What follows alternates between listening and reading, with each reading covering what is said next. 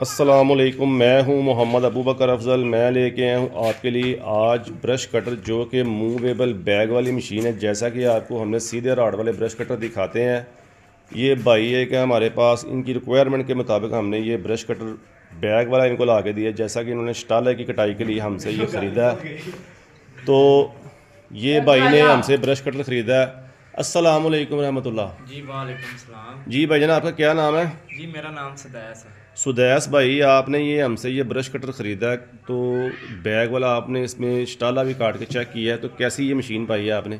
जी ये बहुत बेहतरीन मशीन है। तो हमने इसे स्टाला भी काटा है तो बहुत अच्छा स्वाद आया। सही है। हाँ तो जी। आपने ये किस दुकान से ली है? ये हमने फोस्टॉक से ली है। फोर स्टॉक मशीन किसान एग्रो एंड गार्डन मशीनरी से ली है आपने? हाँ जी। तो कितने की मशीन ली है आपने? हमने 30,000 की ली है।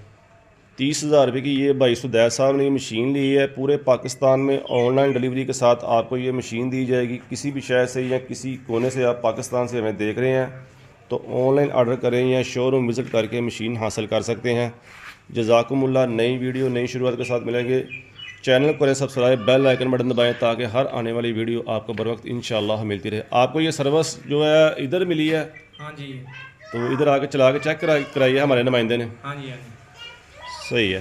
तो नई वीडियो नई शुरुआत के साथ मुलाकात होगी। अल्लाह हाफिज़, जज़ाकुमुल्लाह खैर।